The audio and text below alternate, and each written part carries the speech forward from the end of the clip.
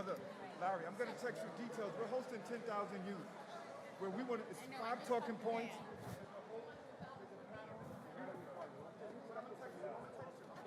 Seat, please. Yeah, I'm going to text you. Last time I played with it was together with the. Okay, right. Thank you. All right, good brother, what's up?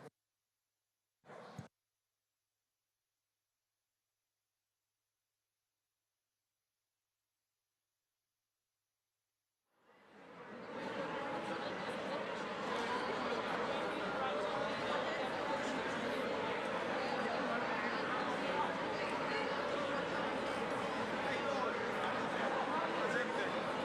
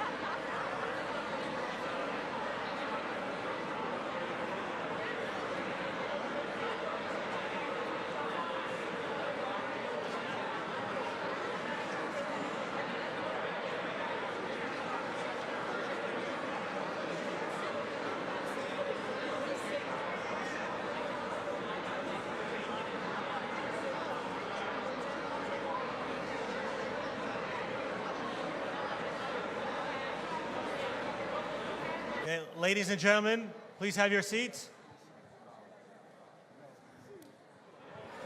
Good evening. Welcome to the Mayor's Community Conversation on Public Safety.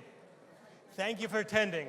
All of you in this room are really leaders in the community, whether you're violence interrupters, heads of community boards, civic association, community-based organizations, members of the clergy, and just leaders in your neighborhoods. So I just want to give a brief synopsis. There are 3 parts to this meeting. The first one, which you just concluded, were roundtable conversations with city agency executives from the NYPD, principals from different schools. You had agency representatives from a different agency as a facilitator, and a note taker from the mayor's office at your table.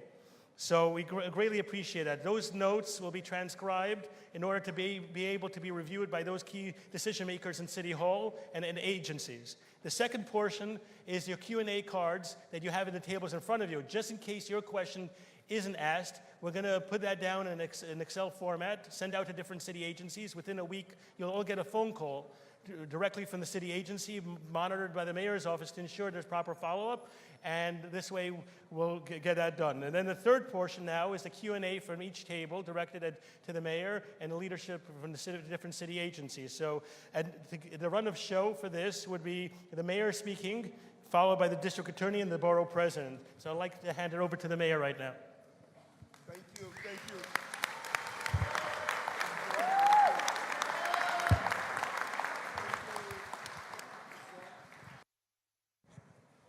So we want to spend the maximum amount of time getting the questions, and as I move around the room, many of you, we have been in this field for a long time of really getting our community the resources that they need. I see so many folks from the crisis management team, some of my clergy leadership, folks around domestic violence, and I'm just really happy to see the young people who are here. And there's a story that I tell over and over again because I really want folks to understand how we're going to move this city forward. It goes back to the days growing up in South Jamaica, Queens. We used to attend this small church. We would call it the Cheers Church. Everyone knew your name and everyone was glad you came. We'd go to church during the day, have a break, and then go back at night. And during the break, you would have something to eat. But mom was raising 6 children, and we didn't have that meal part of the conversation. And then one night after the evening service, a car caravan of women from our community came to our house. They knew that we were struggling. They knew that mother was not able to make ends meet. And they started unloading boxes of groceries.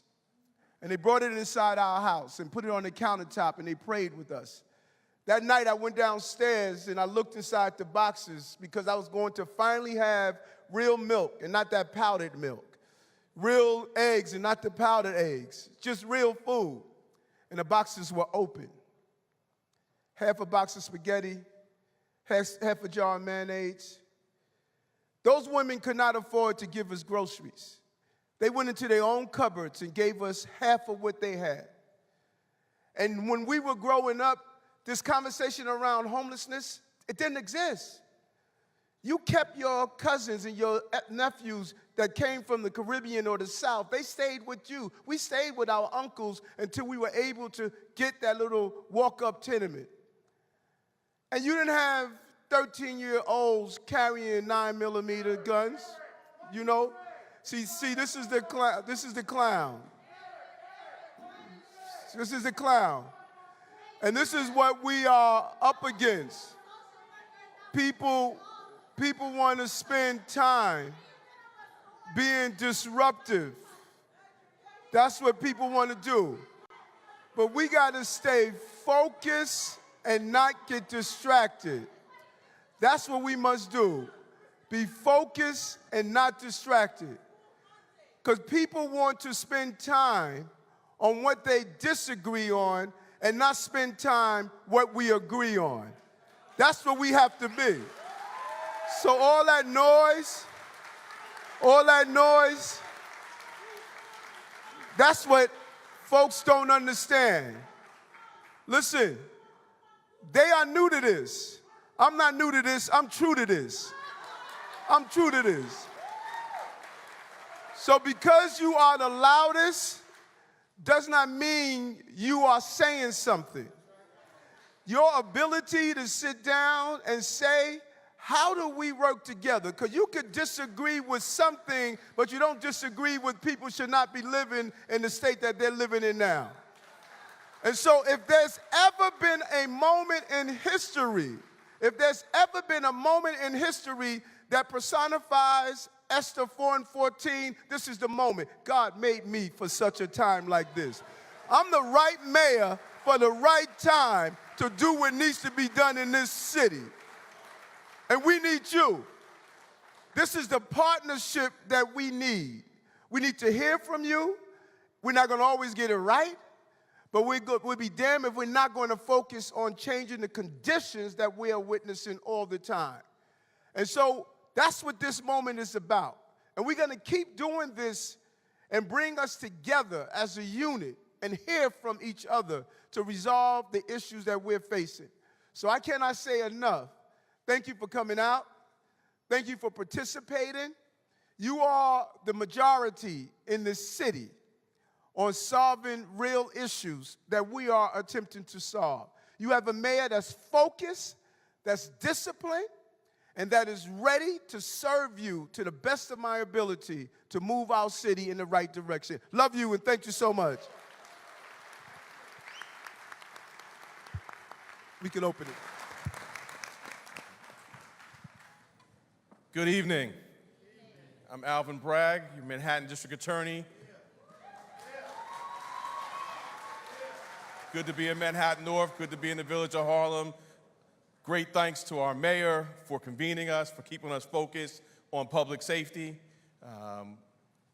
I was listening to him talk about that early church experience, and for me, I looked out, I said, it's a big one, but it kind of feels like the church basement in my church. And calling all of us together as education leaders, clergy leaders, our Cure Violence. I see so many faces out there who have worked so long. And it also took me back to my youth when I heard the mayor talk about his growing up in the village of Harlem, facing gun issues, having had guns pointed at me, having been shot at. And I think about the trauma that our youth are still experiencing. So I'm looking forward to our conversation tonight. I want to be brief because I want to get to your questions, but thank you so much for the leadership you're showing every day. Let's stay focused on these issues and let's deliver safety to Manhattan.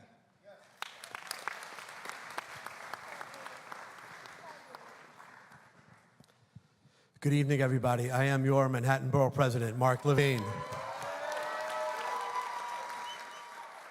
I want to first thank you, Mr. Mayor, for convening this group together. You can see I brought my fan club here today. And for being willing to honestly and directly confront the challenges that we're here to talk about tonight. And I also want to acknowledge my great friend, our District Attorney, Alvin Bragg, for doing the hard work to help make Manhattan safer. This has been a very painful few weeks uptown. We lost a young man, Darius Lee, 21 years old. I was with many of you in the aftermath, a promising young man in a mass shooting in East Harlem. We lost a 20-year-old mother, Asia Johnson. Mayor and I were together that night. I've had the chance to talk to the families, the mothers. We were actually with Asia's mother, Lisa DeSort, that night. I will never forget the pain, just the deep, visceral pain of Asia's mom and the mothers and families that have had to deal with this incalculable loss. On Saturday, we lost a 14-year-old to a stabbing on 137th Street. It's hard to wrap your head around that. And the individual arrested is himself only 15 years old. No city can accept this. I do not accept this. I know no one in this room accepts this. We cannot allow this to happen in northern Manhattan, in New York City, anywhere. We have to confront it on every front. And I know this for sure. The people in this room, you are key to the solution. Every one of you has a role to play. If you are a violence interrupter, you have a role to play. You can applaud for the violence interrupters. We appreciate you. And I want to uplift the young people who are here. I think many of you are from Street Corner Resources. Actually, could we have the young people stand up so we can see you and acknowledge you? Young people anywhere in the room, thank you. Thank you.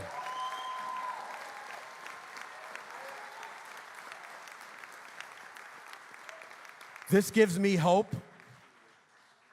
Mr. Mayor, I know you agree that we have young people who could be anywhere tonight, and they came out here tonight because they care about making a difference, and we thank you for that.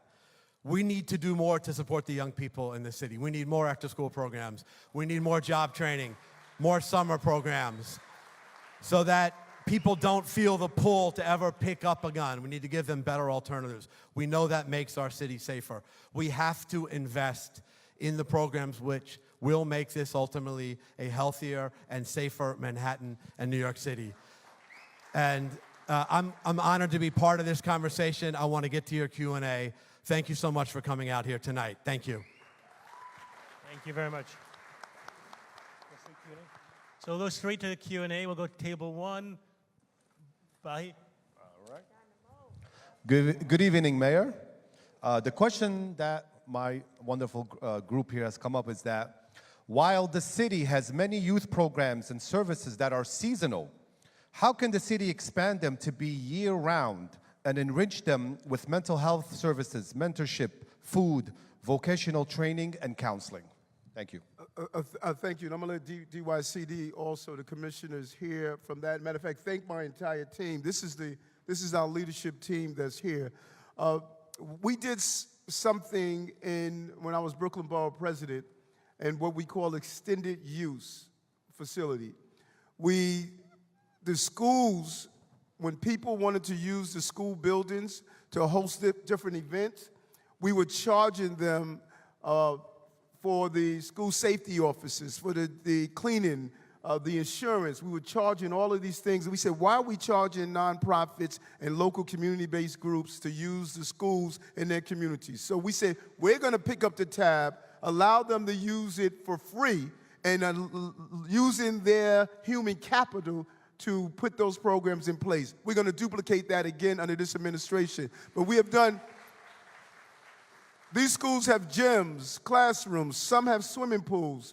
We need to utilize these spaces better than what we're doing. But we have done an amazing job thus far. First time in New York City history, 100,000 summer youth jobs. Never before, 100,000. We're getting ready to move to paid internship programs year-round. We're sitting down now with leaders so that our young people year-round can get exposures to the professions that are available and being paid for their internship programs. We have an amazing Summer Rise program. We know that education should not be just through the year. The schools need to be open for summer months. We have 110,000 children that signed up for the Summer Rise program because we knew there was a learning loss during the summer months. We want to continue to expand that. Midnight basketball that we're doing. It's more than just basketball. It is opening our school facilities so our children can get the resources that they need and safe spaces. That's crucial. But what DYCD and Deputy Mayor Wright did, and I want to go back to the 100,000 summer youth jobs, that what they did. We did not just have our young people have a job getting a paycheck at the end of the 2 weeks period. No, we have them taking financial literacy, meditation, how to communicate with each other, how to travel around the city. You'll be surprised how many young people in Harlem never left Harlem, don't know about Wall Street, don't know about the UN, don't know about the museums. So built into our program, we're giving our young people life skills as well as the summer youth employment. And so the goal is to hear also from you, both young people and adults, what are some of the other initiatives that we can do by utilizing the assets of this city, the resources of this city, to make sure our young people are engaged, and that's our goal. You want to touch on anything that I missed, Commissioner? Just to drill down on the numbers, Mr. Mayor. Summer youth employment for Manhattan, 10,000, which is a significant number. Summer Rising, 15,000. And also, we've expanded the Saturday Night Lights, to 28 sites, which is 840 participants. So definitely a significant investment. However, I just want to say that we actually had conversations literally today about how to transition from the summer youth program into a full-time program. You're going to be probably seeing that, as conversations occur. Thank you. Let's go. Table number 2, Reverend Cabrera. Thank you so much, Mr. Mayor. Fantastic group here with robust discussions and stellar leaders. They had one question related to youth again, and that is, how is the city considering implementing cognitive behavior intervention, including conflict resolution, decision-making, self-esteem, and critical thinking for our city's youth? That's a great question. That's crucial. It wasn't until I got into college that I took my first course on communication. We're telling our young people how to handle conflicts, how to communicate. Well, when did they learn it? That needs to be built into the Department of Education. If leaving school is not only being academically smart, but it's being emotionally intelligent. How do we learn how to talk? How do we learn how to be deep listeners so that we can seek to understand so we're understood? We're not teaching it anywhere, and then we get upset when our young people, or even adults, can't engage in real conversation on how we could disagree without being disagreeable. So the goal is to infuse that in the Department of Education and make sure that in our moments of educating our children, we're not only making them capable of being employed, but we also making them a better, well-rounded young people that are going to be adults. Well, we have Dan here from the Department of Education. Can you talk on some of the stuff that Chancellor Banks, who's out of town, he would be here, but he's out of town, that he's doing? Thank you very much, Mr. Mayor. Great question. Thank you. Honor to be here in Harlem. And this is, as the mayor said, this has been a priority for him. It's been a priority for Chancellor Banks to think about the whole child, not just academics, which is the core of what we do in New York City public schools, but everything. Our job is not just, as the mayor says, to make sure our young people leave high school with a diploma and being book smart, but being able to be successful in the world, in every aspect of it. And so you see some of this programming in our community schools, which we're able to expand to 400 community schools all around the city now. It's the highest number of community schools we've ever had in our history, where many of our CBO partners are focusing on social emotional learning, are focusing on life skills, are focusing on dispute resolution. But we're not just keeping this in community schools. This is training that all teachers should have. And we got a long way to go, but we've started that practice. Teachers should know if a young person is dealing with trauma at home. That's going to affect the way he or she is able to learn or is being prevented from learning. So we need all of our teachers to get the training so they can connect, build relationship, and make sure those young people are getting what they need in the classroom or school. Another thing which has been very, very important, because mental health right now is a crisis, we now have a social worker, a guidance counselor in every single school. And that's a big step. That wasn't there when I was going to New York City public schools. Wasn't there when probably a lot of you were in school. But now we've got a social worker, guidance counselor in every single school with our partners in the city council, et cetera. And so mental health, but it's not just about having the mental health resources there. It's making sure all the adults in the building can make sure those kids access those things. So those are some of the things we're working on. Excellent. Thank you. The next table. Paula? Hello, sir. Great discussion here, echoing everyone about youth. The question we have is, what are you doing to engage with youth who have experienced trauma and are involved with violence? Yeah, and that's such a big issue for me. And Dan, you could probably deal with some of the trauma stuff that you just pointed out. But, I don't think we pay enough attention to those who are the victims of that trauma. There's a brokenness after you experience trauma on so many different levels. I communicate regularly with the family members who have experienced some level of trauma. I still communicate with them. I'm still engaged in their lives in a real way.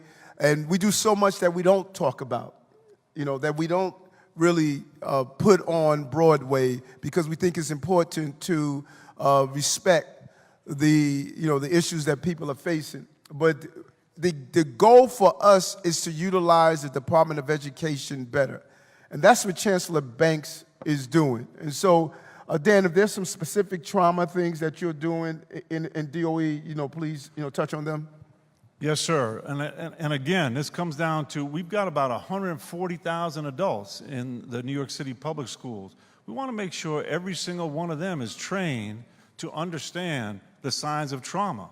That, if you're a mental health professional, you know this. But if you're a teacher, you may not know this. If you are somebody who works in school food, you may not know this. You never know who the young person is going to develop a relationship with. And if you have that training, which is what we're engaged in right now, making sure all of our staff get this training in trauma-informed education, they're going to be able to, one, make sure that young person is ready to learn, which you can't do. If you're dealing with trauma, very, very difficult to focus on what that teacher is saying in front of the room. And the second thing is, again, making sure they can access the mental health resources, which under the mayor's leadership are more robust in New York City public schools than they ever have been. And it's so important for, as Dan has pointed out, not only in the DOE, but in our city, we must be trauma identifiers. We must be able to identify if someone is going through trauma. And many of our civil servants are going through trauma also. And that vicarious trauma is real. If all day, every day, you are experiencing people who are going through painful moments, you begin to embrace that, and you're going through some personal things at home. All of us went through something during COVID, all of us. And to be able to be a trauma identifier, not only for the people we are servicing, but to do it in our office. We are on Zoom calls sometimes, and I can see trauma in my staff that I say, listen, let's take a break and let's do a breathing exercise, because you're going through some stuff. And if we don't recognize that trauma, we're not going to be able to help that trauma. So our goal of the Department of Education for the youth questions, our goal is no longer to see the Department of Education just as an academic place. It's a place to identify trauma. If we need washing machines in our schools for our children, then we need to get washing machines. If we need food pantries, we need to get food pantries. We need to find out what people need. Because by the time those babies get to the school, many of them are broken in so many places. And if all we're saying, little Johnny, why can't you read and write? Because he said, listen, man, I'm living from house to house. I haven't had a real meal. I'm in a domestic violence situation. So if part of the educational system where you are with these babies, if part of that system is not to identify what are your impediments, it's not that Johnny can't read. There are too many impediments that's preventing him from reading. And we need to remove those impediments. And that's the DOE that we are going to turn our educational system into. I just want to add one thing. I don't know if Commissioner Logan is here from MOCJ, the Mayor's Office of Criminal Justice. If not, just great. For justice-involved youth, there is also programming that provides cognitive behavioral therapy and family functional therapy. It's just begun, and it's really promising. So if people have other ideas and suggestions about that work, we'd love to hear it. Excellent. Thank you. Next, table number 4, Karen.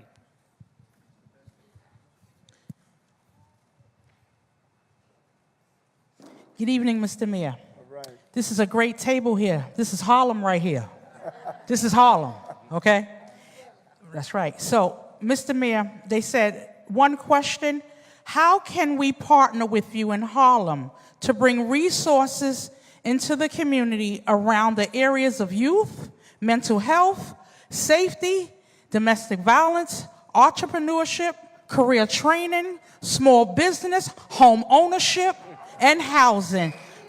Because they feel that Harlem is not getting what they deserve and not getting the funding. That's how you fit all the questions into into one. Yes.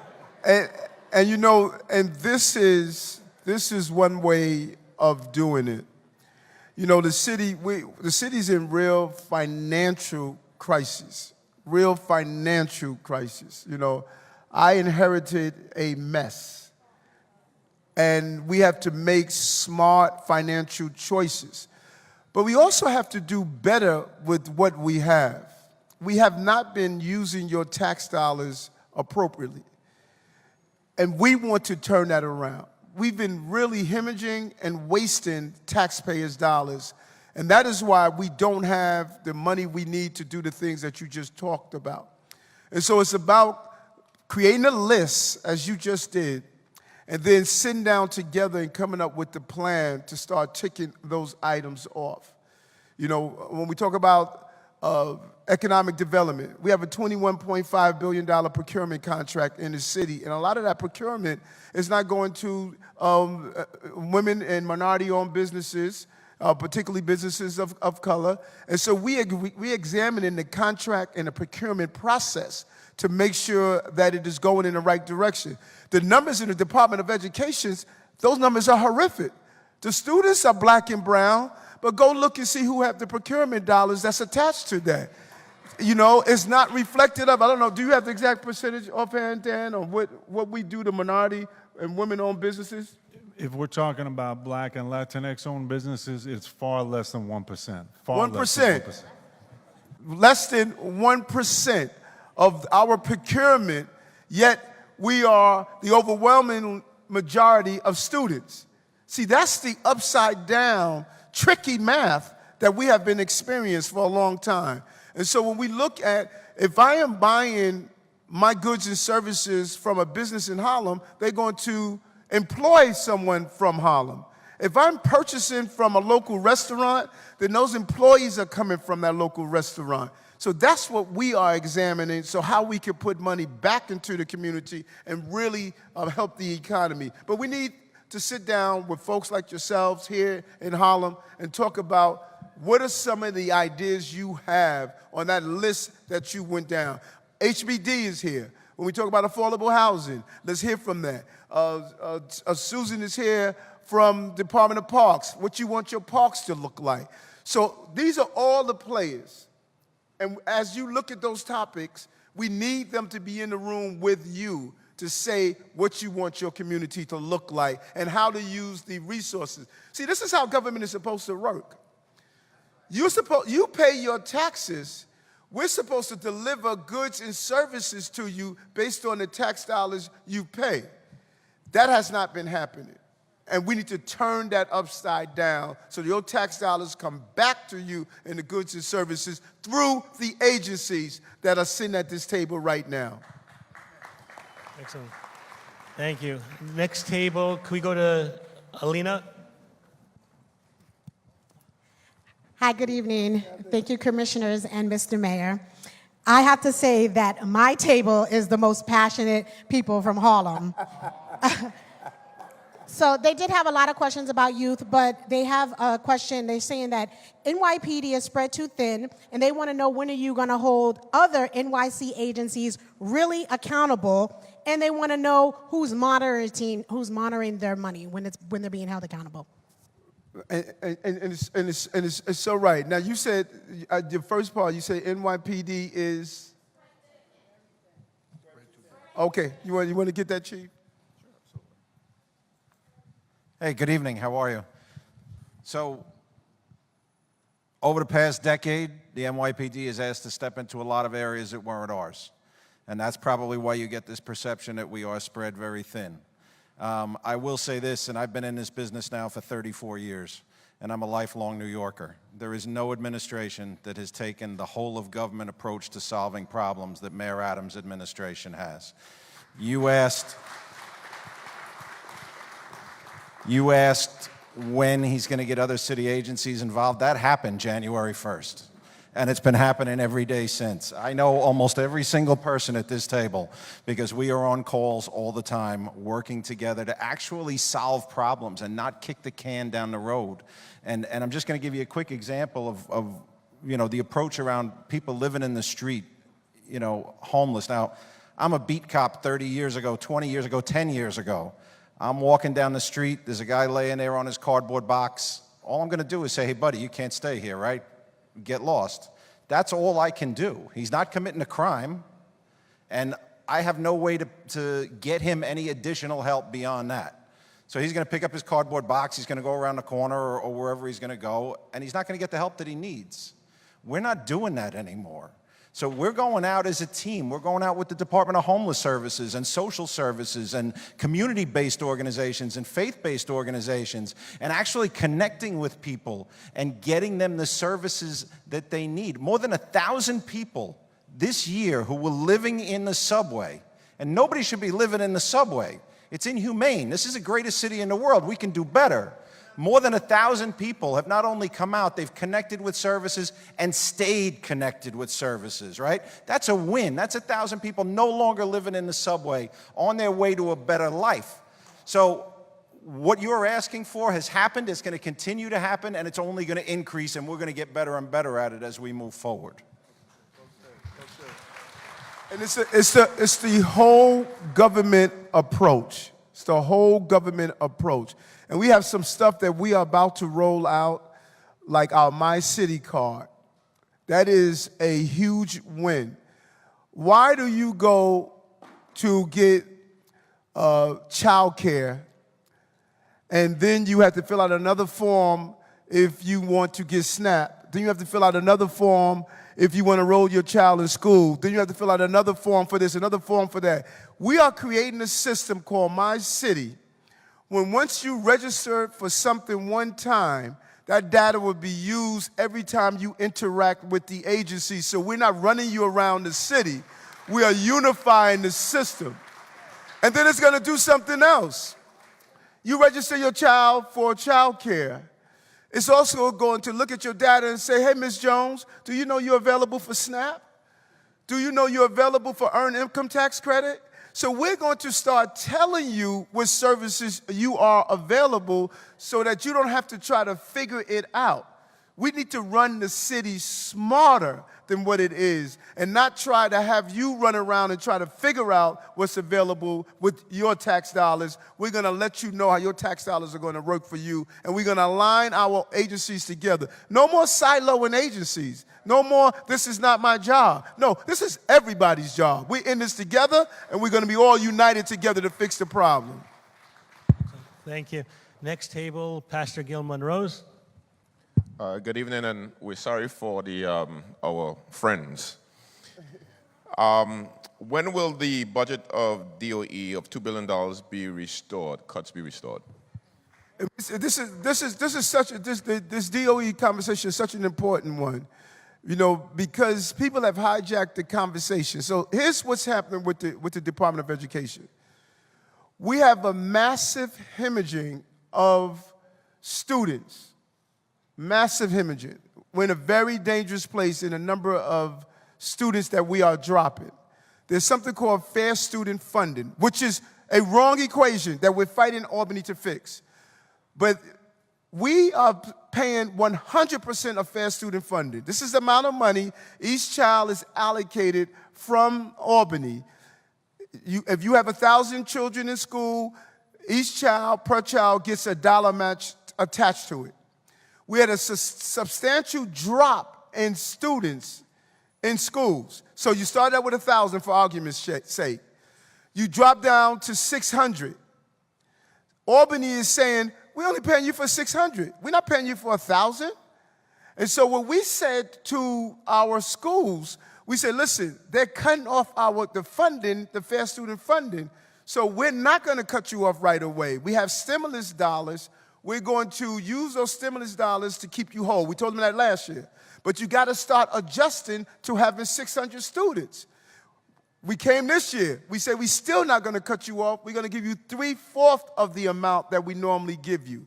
But next year, because of the stimulus dollars, we got to give you 50% of the dollars that we normally give you. But the year after, we have no more federal dollars. Then we get hit with other things that Albany is putting on us without giving us the money for. So what we did is slowly adjust based on the student population and the money that's coming from Albany. So we need your help to tell Albany, let's change the equation based on the number of students we have in our school so we won't lose the money in our schools. We're going based on what Albany is doing. We are a creature of Albany. They give us our fair student funding. Now, we look like the bad guy because we're the one that has to adjust what Albany is doing to us. We need Albany to do the right thing and make sure we get the fair student funding increase so that we can put the money in the schools. Right now, we're keeping them as whole as possible, but the federal money is going to run out. And when it runs out, we no longer have that cushion that we have. So it's not our desire to cut any money. That's why we did only 3/4 this year. Next year, we're going to do 50%, but then we're going to fall off the cliff if we don't get the support that we need from Albany. Thank you. Next table, Tony. Mr. Mayor, it's always a privilege to address you. I'm just going to say nay to table 4 because table 7 has all the young people at it. And their question is, and they want specifics, how can you help the youth in our community immediately walk out of this room and gain access to the resources like mentoring programs, life skills training, as well as civic engagement education, which is reverberated from our previous town hall, and in the school system, and getting them very engaged in the process of learning about government? And that's strong and that's important. I don't know if Dan, if you want to announce something, but civic learning and education should be in school. Again, we say this over and over again. We are changing the model of education. We're not just saying, do you know 1 and 1 equals 2? So, how you get engaged, 100,000 summer youth employment jobs, and our agencies also started hiring more. We had the largest allotment of youth in the New York City Police Department and summer youth employment in the history of the summer youth employment, SYEP, the largest. So if you want to build better relationships with the police and the community, those young people are now being part of the summer youth employment in the police department. Civic engagement. We're going, during our summer youth employment season this year, our young people are going to meet elected officials. They're going to go to the UN. They're going to go to the museum. They're going to go and participate with all forms of government. By the time they go back to school next year, they're going to have a wealth of real on-hand knowledge. And we believe that we need to have real processes inside our schools. Our young people should volunteer in their congressional office, their assembly office, their council office, the mayor's office. We want them engaged, and that's part of the paid internship program that we're going to put in place to have our young people engaged. Then we're going to do what we did in Brooklyn with the Brooklyn STEAM Center. Our young people should be able to graduate from high school with certifications to walk into real jobs. Not only it's great to go to college if you want, but you should be able to be gainfully employed with the tech jobs that are available. Carpentry, plumbing, electrician. I knew I was in the wrong occupation when my electrician drove off in a Porsche, you know. Listen, those are good jobs, and we have moved away from those good jobs. In our system, training and the education of trade schools is a real winning scenario. So to the young people at the table and in this room, we want you also to tell us how we can do better in civic engagement and some of your ideas so we can break off in another session. I had a Zoom the other day with a group of young people. I would like for y'all to be a part of the Young People Advisory Committee for us. You give us the ideas so we don't dictate to you. You can tell us what we need to do. Thank you. Next table, Anthony. Good evening, Mr. Mayor. You work with a group and you dream of coming up after 1 hour with a question. And I think Ayuba and Dariel and Captain Donahue of the 2-3 precinct seen the synergy between the ages.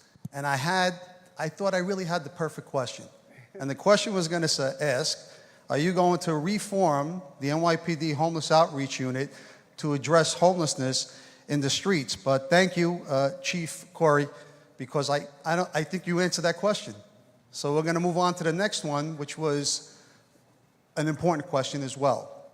And the concern that they had was, can you discuss the actions taken thus far to combat youth gang violence here in the city? First of all, I do want to touch on that homeless outreach. The first week when we instituted our homeless outreach, people criticized us. My first month in office, in January, I went into the streets, I went into the subway system, I sat in tents, I sat in cardboard boxes, and I talked to people who are living on the street. What I saw inside those encampments, human waste, drug paraphernalia, some people were bipolar, didn't even know how to get access. That is what started our initiative to hit the streets and say it's not dignified to live on the street. First week, we did our initiative. 22 people took us up on our offer and said they're going to come inside. We had a combination of HRA, Gary Jenkins, and other volunteers. To date, we have 1,700 people who are no longer living on the subway system, and they took us up on our offer to go and find a dignified way to live in the city. So it's about engagement. And so I'm never going to advocate for people living on the streets. I'm never going to advocate for that. And a lot of information we got was from my brother Shams, the Baron, who for the first time in history, homeless advocates came to City Hall and sat down and helped us draft a plan that we were going to do, and that was crucial to put in place to deal with the homeless issue. What was your second part of your question? Your second.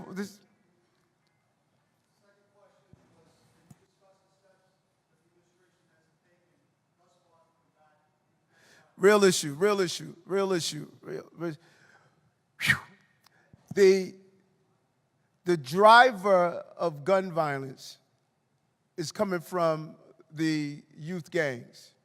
And it's not the gangs of yesteryears. And I'm sure many of these crisis management critical, these messengers, A.T. Mitchell and others can tell you the driver of the violence we're seeing now is really coming from the crews, the street crews. And there are many rivers, I say, that feed the sea of violence. But we want intervention and prevention. It's not just, we can't lock our way out of this. We can't just lock people up and think this is going to go away. So intervention is right now. That's what we have to do right now. That's the combination of law enforcement. That's the 3,700 guns we took off our streets. 3,700 guns we took off our streets. That's the neighborhood safety team. Those are the intervention, because you got to deal with the issue right now, because there are real shooters right now. But there needs to be prevention, because by the time Barkem picks up a gun, we already failed him. We already lost him. That's why we're doing dyslexia screening in every school that we're putting in place, because 30 to 40% of our inmates are dyslexic. When I was on Rikers Island last week speaking to those young men there, they were sharing their stories. Homeless shelters, not getting support in homeless shelters, coming from broken homes, missing days in school, 200 and 300 days. No one identified they on a pathway of criminality and gang behavior. So we want to do intervention work. That's why A.T. Mitchell, Deputy Mayor Wright are partners in this new approach to giving the support to our crisis management team. Department of Probation is having a whole new initiative of our young people who are juveniles and they're arrested, their first encounters. We're giving them the support system that they need so they don't continue down that pathway. So we need to stop the flow of criminal behavior while we deal with the immediate threat that we have now. When I ran, I had a series of meetings with gang members. We sat down behind closed doors and said, what do we need to do to get these guns off our streets? And it was a real issue. And they came up with some real ideas, and some of those ideas are being implemented right now. Lastly, we cannot ignore social media.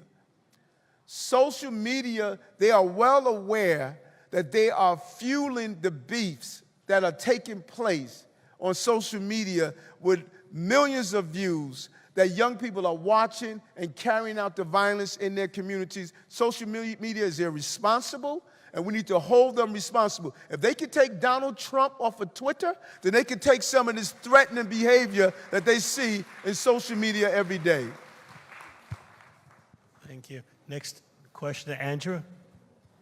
Good evening, sir. Can you let the good people of Harlem know what is being done to keep residents safe from visible drug use, an increase in crime, and a lack of responsiveness from the police department? Chief, we have a couple of chiefs here, but Chief Madry, can you touch that? Chief of Patrol, Jeff Madry. Yes, thank you. Oh, let me turn this on first. You need this one. Thank you, Mr. Mayor, and good evening, Harlem. Sir, thank you for your question. The first thing I want to touch on is the last part of your question about the irresponsiveness of the police department. I've been in this department over 31 years, and I see, and in this new role as the Chief of Patrol, I see the dedication and commitment of these officers every day. They go out here in a tough environment, and so many of them give their all to try to address issues, work with the community, work with our youth, and to make sure you can come home safely. So we're not irresponsive by no stretch of the imagination. And if you ever have any issues with any police officers, please, by all means, let me know, and we'll definitely address that, because that's what I'm here for, to make sure that I hold all the members of my department accountable. But in terms of, just open drug use and stuff, we pay attention to our 311 calls. We try to make sure we go to community meetings. We host community meetings. That way we can hear exactly what's going on in the community. We could touch down on some of the problematic places and make sure we're providing the service and the care that's needed. When our patrol officers can't do it, when our neighborhood safety officers can't do it, we have other units in the department that we could turn to. Our detective bureau, who has officers that are responsible for monitoring gang activity, narcotic activity. Sometimes it's something that a patrol officer can't do. He doesn't have the wherewithal to do that job, so we have to bring in a specialist to help out. And not only that, in the short time I've been here, and under the mayor's leadership, again, we're having a stronger partnership with a lot of our city agencies. On the weekends, every weekend we have an ad hoc team of SLA, Consumer Affairs, Department of Buildings, other city agencies that can come and give us support where we have problems. So if you say there's drug dealing in a building and we don't have access to that building, we have the Department of Buildings, and we use other means to sometimes go, to get the job done. It may not be law enforcement, but we use our other partners to get the job done. So this department is not irresponsive. Our officers are out there. They handle thousands of 911 calls. They handle thousands of community complaints. And like I said, we're available here, and whatever we can do to help you, we will. And also, just to add, if you have the question cards in front of you, if there are any specific locations you want to highlight to us, we're happy to follow up and be intermediaries to ensure that we stay on top of those locations. So if there is a hot spot, make note of it on a card in front of you. And we keep it confidential, obviously. Next question, Padmore. Hi, good evening, Mr. Mayor and everyone else, Commissioner Vashon. Wanted to ask very specifically in terms of positive outcomes, specifically with disconnected youth. How is the city going to be helping and facilitating that? How can we ensure appropriate funding is going to effective organizations like SAVE, and to ensure that there are greater positive social interactions between the NYPD and the community? Mr. Mayor, we had folks from East, Central, and West Harlem here, so you have the whole of Harlem speaking collectively together. Sure, I think so. About school students, young people who are out of school, out of work, which are commonly referred to as disconnected youth. So we are in the process of relaunching a task force that's focused on young people who are out of school and out of work, and making sure that we are providing all of the array of services and opportunities for them, everything from workforce development, health services, housing, mentorship. So it is a big priority and focus of this administration. There has been some work done in the past, But unfortunately, there's still a lot of gaps that exist, and we are very focused on filling all of those gaps, and it's going to be an effort of the Department of Youth and Community Development, as well as other agencies that are sitting here. We're going to be working together to address that. Thank you. Next question, next table, Malcolm.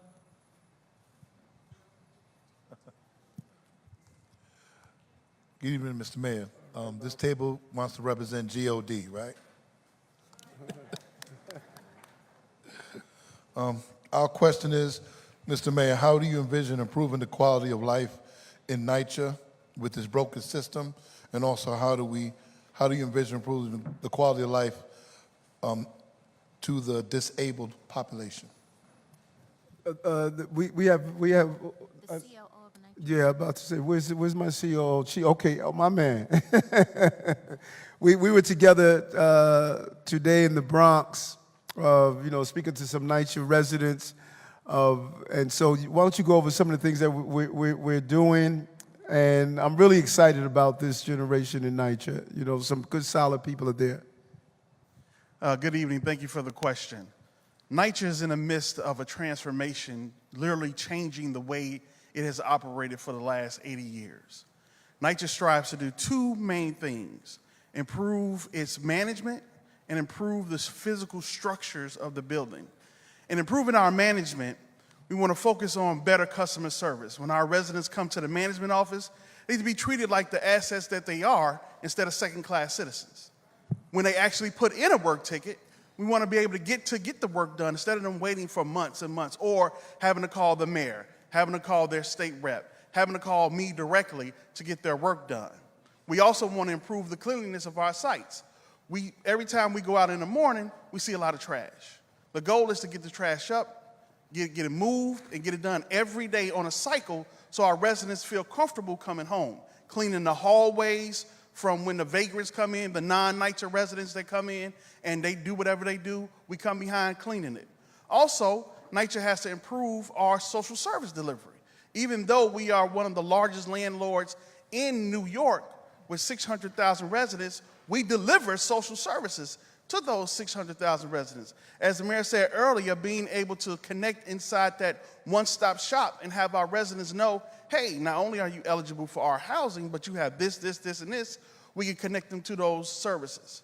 One of the most crucial things we're trying to do at NYCHA is empower our local resident leaders. We have 300 tenant association presidents, and I guarantee you all 300 will tell you a different story of NYCHA.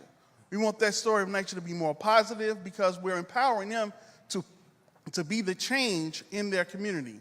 And finally, under our improved management, we want to increase accountability, not just through discipline, but empowering our frontline workers to deliver the services at a high quality for all of our residents across NYCHA, including our 125,000 residents that live in Manhattan. Now, we want to try to be a better physical structure for our residents. Through the mayor's support, the state passed the Preservation Trust. That is going to be a resident-driven comprehensive modernization program that will modernize all NYCHA 175,000 units here in New York City. Not only that, we're taking it to some key steps into those designs. One is security by design. We can design security elements into our community so that our residents can feel safe while keeping the vagrants out. Secondly, we want our residents to have more energy efficient homes so that they know their heat is going to actually work, their water is going to actually work. And finally, we want to do economic empowerment by design, by putting in systems that don't need a complicated degree to maintain so that our residents can actually get the jobs that we will produce so that they can call themselves home and be economically empowered to stay in NYCHA. So earlier today, we were with the mayor, and he saw glimpses of that as we worked with our disabled residents to improve their quality of life at their particular building that we were at today. They're going to be part of bringing that building back through the comprehensive modernization because they're going to be at the table designing how that building is going to be rehabbed and selecting the contractors that's going to come provide that service. So that's how we're going to do do to answer your question. That's what NYCHA is going to do to improve the quality of life for its residents and as well as our most vulnerable population. Thank you. Next table, Kevin. Good evening. Thank you, Mr. Mayor. So we had a wonderful table here of passionate community leaders and passionate youth leaders. And this question has been brought up over and over again, but it bears repeating. There are so many programs in our communities for youth, but they're not always readily available. And where they are, the youth aren't always aware of what they are. So how do we create more programming or allocate more funding to programming to create spaces for youth that keeps them out of danger, helps them to get into opportunities where they can excel and succeed the way that we know that they are capable of doing? And, you know, first of all, we should all be pleased that when you look at the overwhelming number of questions, we're talking about our young people. So that, you know, that is a great signal that we understand tied to our present and future is going to be what we do with our young people. Because they're not the leaders of tomorrow, they're the leaders of today. And we need to give them the tools they need to do so. And so what we're going to do, we're going to break off, and we're doing one of these just for young people, just for young people. And we need some facilitators to, you know, assist in crafting some of the ideas that they have. And we want them to deliver to us how do we better get the message out to what we have available? Because we're leaving too much on the table when it comes down to what's available for them. And so they could instruct us on how to better get the information out to them on many levels. Like even this beautiful facility, this PAL. There's some great programs that come out of here. How many young people are not aware of these programs? Are not aware of some of the programs, some of the after-school programs. So it's one thing to create a program. It's another thing to connect the program with the person that's in need. And that is where I believe we have fallen short. Because I go to many programs in the city, and you see 25% capacity. We need to get 100% capacity, and that is the help we need from our young people to tell us how to accomplish that task. Thank you. Next table, Ito. Good evening, Mr. Mayor. Hi. This was the question dictated from this group. We had a very wide-ranging and robust conversation. Since COVID, our neighborhood has seen a higher negative impact of the oversaturation of drug treatment facilities, which has resulted in additional drug use and sellers that prey on the drug users. That, coupled with gang and crew violence, resulted in a proliferation of shootings and blood and feces and blood that our children have to step over. How are you going to bring back police enforcement and community group activity to address these issues? Thank you. We met, 125th Street was a mess from river to river. We met with a group of stakeholders and Congressman Adriano Espaillat and the police department, the police commissioner and I. We walked the streets to see what was happening there. There are 2 safe injection sites that are located here in this area. We are attempting to speak with H&H to see if we can move safe injection sites to hospital facilities. We're navigating the laws around that. But we're also, we put the command center here. You see a visible law enforcement present. We get ready to announce a partnership with Norman Siegel and some other volunteers that want to come out and engage with people on the street, on the ground, to give them the services they need. Laws, as the chief stated, Chief Corey stated, laws don't allow us, if someone does not want to move, there's some restrictions on what the police officers can do. We don't want to criminalize those who are dealing with substance abuse. We want to give them the assistance that they need, And we don't want to oversaturate this community like this community has been oversaturated. When I go over to Whole Foods, you have all of these treatment centers in the same location. Everyone is there. Everyone is sitting around. It has just really destroyed this community, and we need to correct that and have a better balance and what's taking place. So we identify that problem. We've met with the leaders, and we are coordinating with the leaders in the community on how we could deal with the drug usage problem that's here. Thank you. Next person, Angelica. Good evening, Mr. Mayor. We had a very passionate discussion, and this table is actually very concerned with the behavior of residents in shelters, supportive housing, and they would like to have a shelter community liaison who they can talk to mediate instead of calling the police, as well as having quarterly meetings to address concerns. Is that possible? Yes, we have. We have Gary Jenkins here, the commissioner. We visit shelters outside, inside. Gary Jenkins have been doing so, and so we hear you. And Gary, you want to respond to that? It's the simple response. It's yes. So please see me after the meeting, and we exchange some information. But it's a yes. We also have Mitch Katz. Dr. Katz is here from H&H. You know, I know he's on the line somewhere. I'm here, sir. Yes. You know, so there's a real partnership with H&H and HRA to deal with these homeless issues in a real way. Next table, we have Valerie. Good evening, Mayor. My table is filled with dedicated parents who feel that they're unable to take their children to their local parks due to the blatant drug usage, excess needles left behind, and homelessness. What can the city do to increase safety in our parks? We want to turn it over to the great Sue Donahue for her to respond to that. Hold on. Now, young people, before y'all leave, I hope someone left us a number. Okay, good enough. Okay.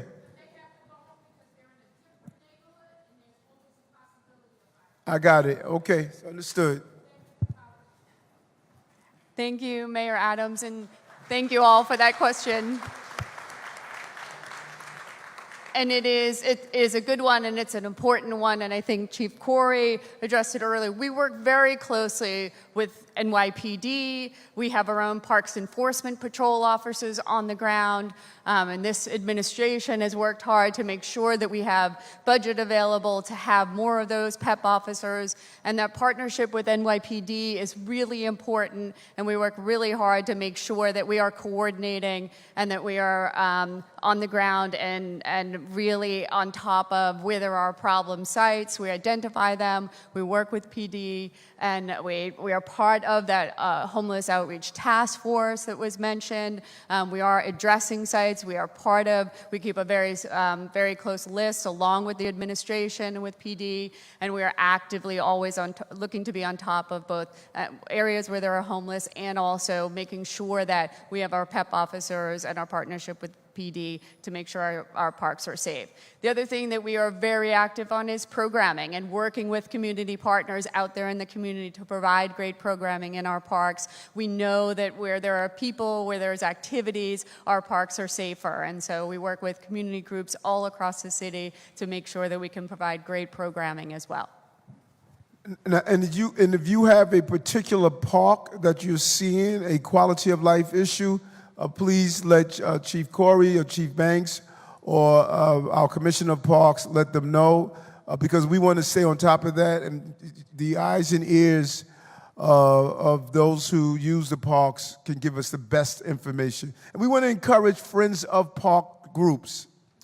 We want to encourage you to adopt the park and be a friend of the park like we've witnessed in other parts of the city. So those Friends of the Parks groups, they do an amazing job to advocate for resources, to clean the parks, and really help what the commissioner is doing with the limited resources that she has. Excellent. Next table, Lamona. Good evening, everyone. One of the Friends of Parks is at my table. She's very happy you said that, Mayor Adams. This is the question. There's an oversaturation of drug rehab facilities in Harlem and East Harlem. 75% of the people that attend these facilities do not live in Harlem. The table want to know, what will you do to create fair share distribution of methadone centers throughout New York City? When after I won the primary, I came up to Harlem and I met with a group of Harlem homeowners, and we walked the streets. And they're right. The drug treatment centers from some of the private hospitals. When you start to look at these centers popping up all over the place, it really changed the quality of life, particularly on 125th Street, and as I stated, around Whole Foods. So we must make sure that these centers are distributed in an equitable fashion, and we don't oversaturate Harlem. This issue is on our radar, and we really must come up with a solution, and we want to do that in combination with the local electeds that are here. I don't know if legislatively we can ensure that only a certain number of locations are cited. We have a law around liquor stores being close to schools and what have you. I think we need to look at what we could do legislatively that we don't oversaturate communities like we're doing now. Excellent. Next table, Anastasia. Good evening, all. Good evening, Mr. Mayor. Our table would like to find out why a person with mental health disability who was removed from subway station by NYPD and taken to the hospital is back on the street the very next day. Are there additional investments to be made for programs or facilities which provide sustainable services to the people with mental health issues? Going to hand it over to the great Dr. Ashwin, who's down on the right. He came from Fountain House. I fought hard to get him on our team. He had the right approach to dealing with mental health issues. Doctor? Thanks for the question, and thank you for having me in your community. This is a wonderful discussion. I think you're absolutely right. Hospitals can only do so much to treat our mental health crisis, and what happens after a hospitalization. We're working hard, Dr. Katz, his team, Brian Stetton, who just joined our administration, and Deputy Mayor Williams Isom, working hard to expand access to those beds, which have been for far too long too hard to find for people experiencing mental health crises. But what happens next? And I think a lot of what we forget about is that people need a roof over their head, and the work that Jessica Katz is leading, Chief Housing Officer Jessica Katz is leading across the city to expand access to supportive housing is a huge step forward in expanding the access to supportive housing for people with mental health conditions. You have to get people access to healthcare and psychiatry in the community.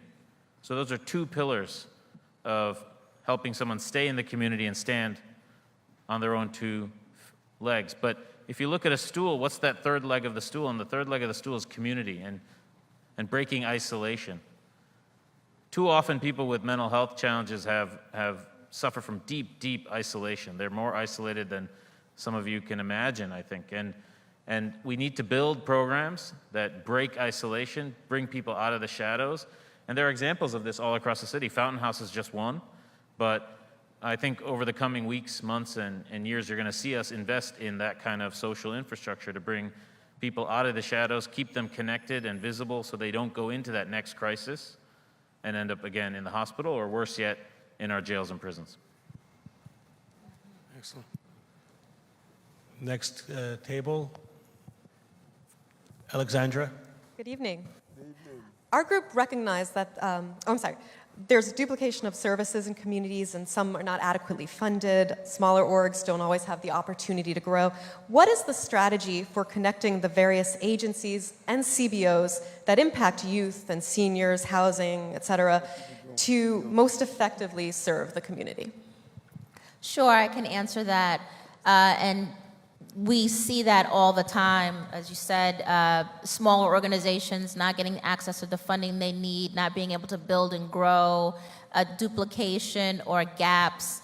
So one of the things that we're doing is we're creating the Mayor's Office of Nonprofits that is really going to be focused on building that critical capacity and infrastructure, making sure our nonprofits are treated as partners, right? Not, yes, hallelujah. Making sure they get paid on time by the city, because unfortunately, for years, nonprofits have been providing services for over a year and not even getting paid one dime for their services until, missing payroll and all of these things. So it's a huge effort. We started from January. We brought together 10 agencies, and there was about $5 billion that the city owed nonprofits for work that they had already done. And we are moving through that backlog. We're over $3 billion in resources unlocked, and we're really gonna fix the problem. We can't get done any of these things that we're talking about without nonprofits. They are critical, critical partners, and we have to treat them as such. Next table, we have Mia Sotas. Thank you so much, Mr. Mayor. I just wanted to highlight that the table here, everyone knows their commanding officers and their precincts. So this is big shout out to Chief Kieran from Housing Police, who's been with us for 30 years. Now, our table has several questions. The first one is, what is your plan, Mayor, to work with city, state, and federal entities to address systemic issues? One of the main concerns right now is domestic violence. What is being done? What are your ideas to prepare the NYPD in working with grassroots and healthcare professionals to get families the help they need? And also, lastly, as Francisco was leaving, and as I spoke about, we talked about pedestrian safety and what is being done from also the small businesses as the bodegas are being held up, and what can be done to improve pedestrian safety. So again, it's about pedestrian safety, domestic violence, and what is being done to work with NYPD in putting together a collaborative effort that fits into the city, state, and federal entities' ways of addressing systemic issues. And it's crucial that we have that partnership with the city, state, and feds. That is crucial, and we have done just that. The relationship with Governor Hochul and I is clear that we are working well together, everything from our transit safety plan to how we're dealing with public safety. She was extremely helpful as we push forward some important agendas up in Albany. And the same with our congressional delegation. I think something that's often missed, we survived COVID because of our congressional delegation. Our congressional delegation was able to bring in much needed resources that we're still living off of the resources that they were able to get because of President Biden and our congressional team that went to Washington, D.C. and fought for much of the stimulus dollars that we saw. We're in this together, and it's about building those relationships.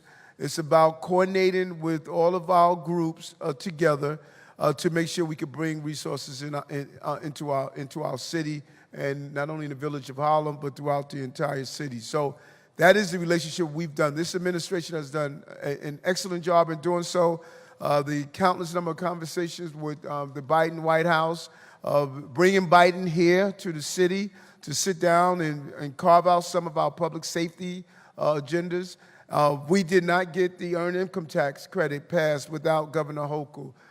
The child care dollars, Governor Hochul.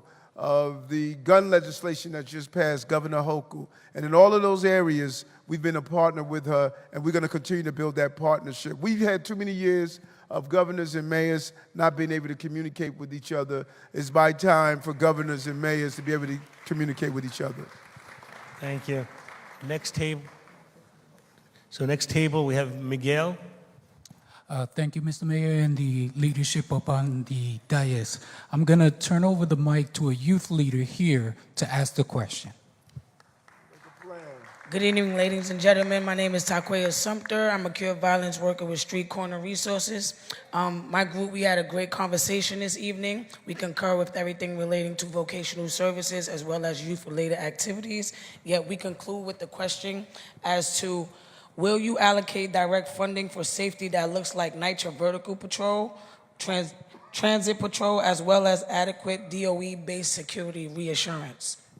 Right, but I'm gonna need for you to break that down for me a little. When you said vertical, like doing vertical patrol up and down, okay. Like we used to do, you know, back in the days, Okay. patrolling the building from top to bottom. Okay, got you. You want to talk on that, Chief Corey?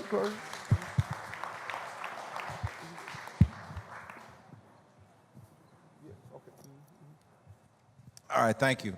So we're still doing vertical patrol in housing, and if you're not seeing it in the developments where you are, then please let me know that, because that should be going on, and it should be going on a regular basis. That should be happening every single day. All right, well, we're going to fix that then. How about that? So if you're not seeing that, then we're going to fix that starting right now. And you mentioned transit as well. So I can tell you that every day, in addition to the officers that are in transit, we assign another 350 officers a day that are normally assigned to non-enforcement duties down in the subway. But back in January, we went a step further and did something we've never done before, and we took those sector cops that normally patrol the streets of the neighborhood, and we make them go down and check the subways when they pass by. So that's about 1,550 a day, so more than 10,000 a week. That weren't happening before, that those officers park the car, they go down to the train station, they walk around, they make sure everything's okay, they come back up, and they go back on patrol again. So that's going on each and every day. That doesn't require any additional funding. We don't need more money we'll always take the money from the mayor, so don't, maybe I'm picking my own pocket, but we don't need any extra money, and we're going to fix the housing problem right now. And so that's important with what Chief Corey stated. So traditionally, we had 3 departments, and then the merger came, but we never merged ourselves mentally. And so Patrol Borough, the precinct level officers, would drive by a train station because they believe that's a transit issue. When we said in January, no, you are now going to park your car, walk down into the subway station, and see if there's a problem down there, because that's in your precinct. So we have now had hundreds of thousands of patrols in our subway stations that the precinct personnel is doing so. And so the same should be done with NYCHA. There's no reason, there's no imaginary border from not being able to go in NYCHA and do a vertical. If that NYCHA development is within your precinct boundary, don't say you're waiting for the officer that's assigned to housing. No, park that car, get out, and do a vertical. That's partnership that we are talking about. No more silos and territories. We're all in this together. And that is what we need to do. And so you just gave me an idea that's a new initiative we want, just as we do the subway inspections, Chief. We want our precinct personnel to also do those vertical patrols in NYCHA if they're not doing that also. Thank you. The next table, we have Ed. So our table touched on a lot of the issues that have already been brought up, but one specific thing that we had to ask was how can we increase community involvement in things like language access and homeless outreach. So it's very important to have people from the community addressing these issues. No one is going to be able to talk the person off of the street corner and into the shelter than somebody from that community, and nobody else is going to be able to translate what that person is saying better than somebody from that community. Is there any programs we can do to increase that? When you look at this team up here of people who are sitting here, my administration, these are people throughout my years of being an activist. I took notes on them and said that when I become mayor in 2022, I'm going to bring them on my team, and one of them I'm really happy to have, and that's the Commissioner Moya, Mayor's Office of Immigrant Affairs. He has done this work for so long. And to have him here, Manny is a legend. He's a legend in this field of work, and having him as part of our administration is going to make us smarter in the services. So, Manny, if you want to go through that. Thank you, Mayor Adams. Thank you for your words. And this is one of the most critical issues for our office and our administration. And I am so proud to serve as commissioner along with these commissioners in this administration, because we truly look like New York. And that's where you start. You start by building a leadership that knows about language access, knows about the importance of communicating with all New Yorkers, including all our immigrant New Yorkers recently arrived, those who perhaps are undocumented, are in the shadows. And I'm working closely together to put together an language access plan that truly addresses the issues of reaching out to those most vulnerable and those who have been forgotten for many years. So you have our commitment that this administration will have a plan and will be executing language access like never before. Thank you. Thank you. So now I just want to, as you sometimes say, save best for last. We have our Mayor's Community Affairs Unit Manhattan North Borough Director. So everyone in this room should get to know Tiffany Brown. Thank you. Good evening, Mayor, and everyone for coming, and thank you for coming out tonight. My table's question is, will you support and spotlight the bill to increase accessibility for public bathrooms? Please share top quality of life issues your administration is working on, and how the community will be able to fill the work. We are looking at some of the nice public bathrooms that are in other countries, and that is something we want to look at because people say don't take care of your business outside. Well, we should have some public bathrooms so you don't have to. So we moved away from that years ago, and so we are looking at that, look at the street designs and focus on how do we come up with very clean, safe public bathrooms. When I travel abroad, we see that they have good, clean, safe public bathrooms, and I'm glad you raising that, because that's a quality of life issue that we could address. And so we should look at accomplishing that task during this administration. That's something we're going to turn over to Sue over at Parks to think of some ideas, and some of our others to come up with some real good ideas on how do we do it. DDC, design and construction. So we're going to put together a little team and look at what other countries are doing around public access to public bathrooms. And so I think that was our last table. Here's the charge. Number one, we're going to host a citywide youth sit down and conversation like this. We need you to reach out to some of the young people in your community so they can be a part of that. Number two, breaking bread, building bonds. We did this when I was the borough president, 100 dinners across the city, 10 people at each dinner, each person coming from a different ethnic and cultural background, so we could do something revolutionary, and that's talking to each other. We want to engage in conversation, because the good people of this city, we are not talking to each other. We don't even know each other. We walk past each other. We have great ideas. It's time for us to re-engage ourselves in a conversation. So we will hope that each one of you would decide to host a dinner. It could be in a park, at a restaurant, at your home, anywhere. It doesn't matter. It's all about the human engagement, not about the dinner. Lastly, all of my precinct commanders, can you please stand up and just say your name, what command you're from? You need to know the men and women who are in charge of your policing personnel. So please stand up.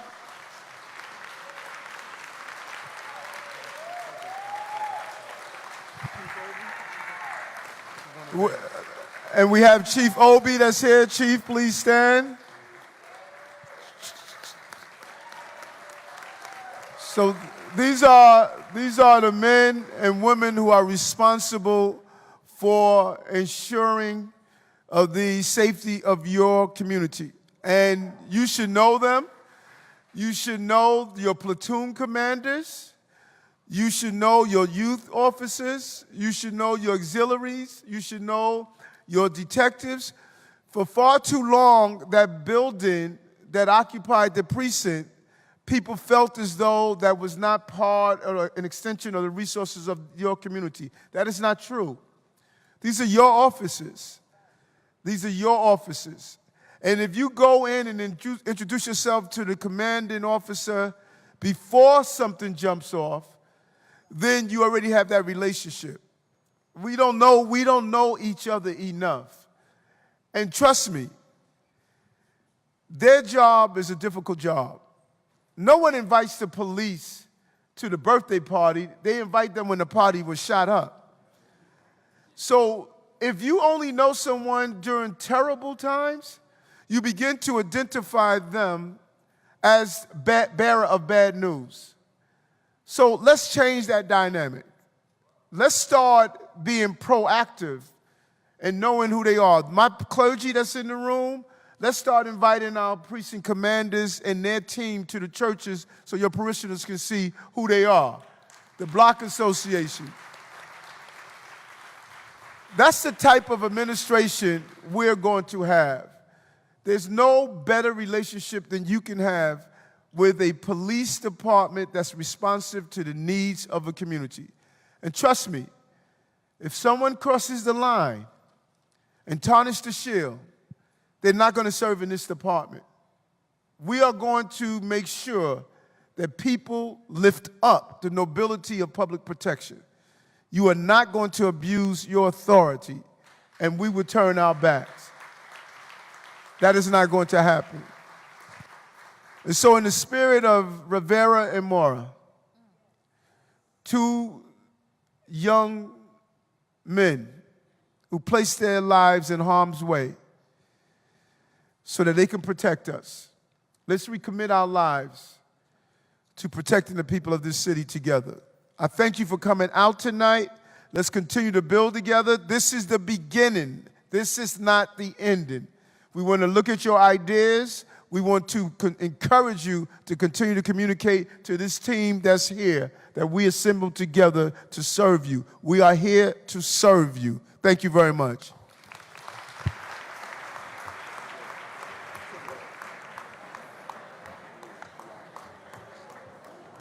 CAU representatives, make sure to collect all of the Q&A cards and